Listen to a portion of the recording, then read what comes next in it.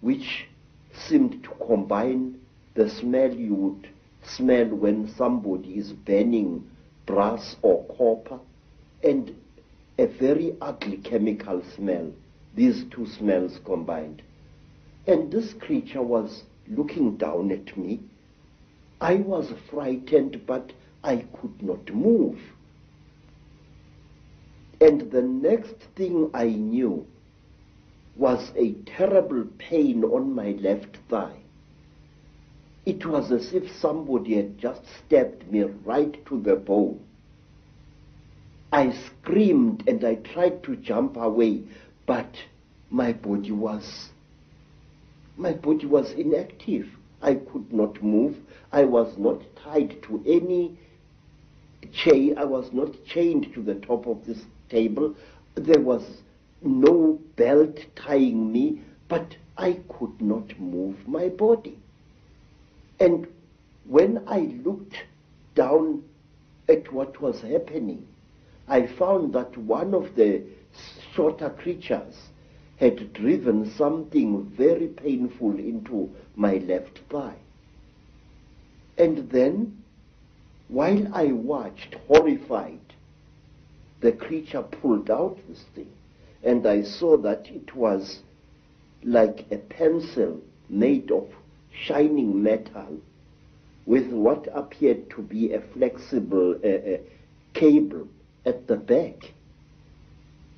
And before I could do anything, sir, my head was seized by the creature above me. It caught me on either side of the head like this. And then a third creature drove something into my right nostril here. It was as if I had been shot. The pain was so terrible, sir, that I screamed and screamed.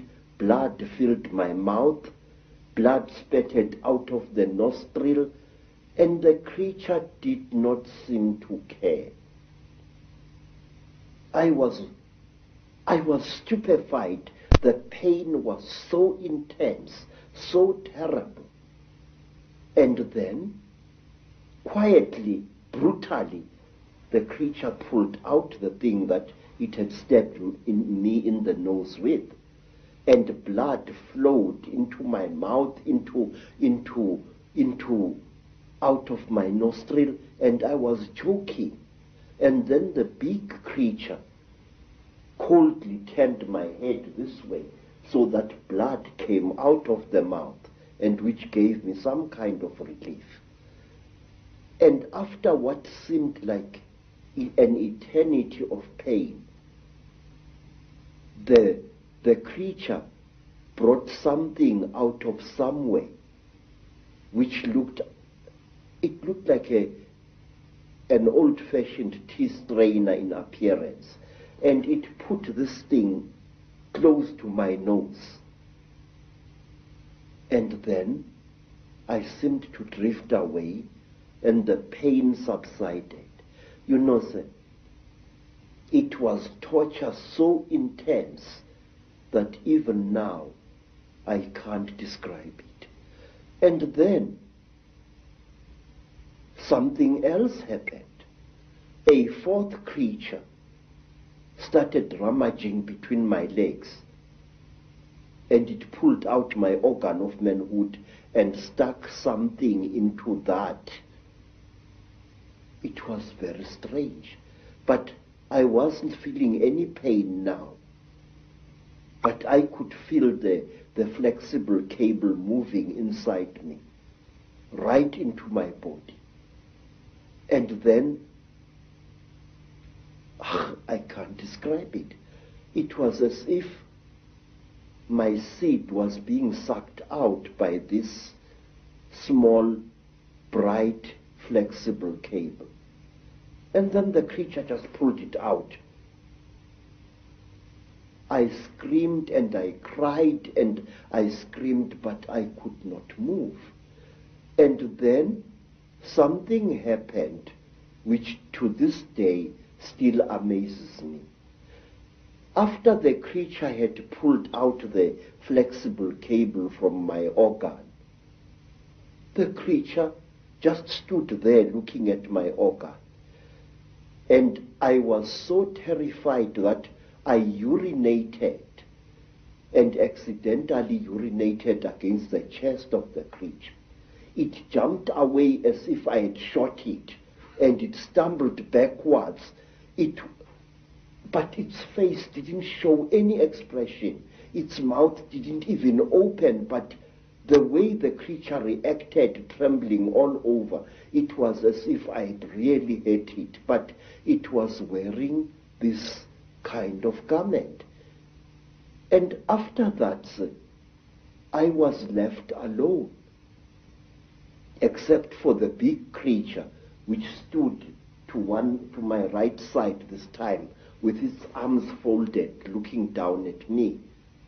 And then, while I was looking at this creature, trying to appeal to it, no pain anymore, no pain, please, I was pleading. Pictures suddenly flooded my mind. Pictures of buildings sunk in a red lake of water. Buildings rotting away. Buildings that appeared as if they had been bombed. And cities sunk in terrible mud. Trees sticking out like rotten ghosts. Trees without leaves, without branches, sticking out of the mud as if they had been poisoned. I saw visions of this. And then, through an entrance which I had not seen before, came a strange and terrible beings. It was exactly like this. It was tall, made entirely of metal, with burning eyes and a snout. It didn't do anything. It just moved and came to stand at my left side. It didn't touch me or anything like that. It just stood there, making a strange humming sound. Wow, wow, wow, wow, wow, wow, like that. And then, from behind this metal creature, there appeared another creature. It was so radically different from the gray creatures in that it looked exactly like an earthly human being. It had a pink skin like that of a white woman. It had golden hair, and its ears were definitely pointed like those of an animal. Its eyes were slightly slanting. They were pale, pale blue, and never once did they blink. It was like this, nude, and there was a tail-like appendage at its back, which was very visible as it walked away after it had done to me what it did. What this thing did, it climbed over me and made love to me. And I noticed that unlike normal women, its breasts were set too high in its chest, and they were very, very hard in appearance. And that here, the pubic hair as well as the hair in the armpits was a fiery red, as if it had been dyed. And this thing didn't even blink.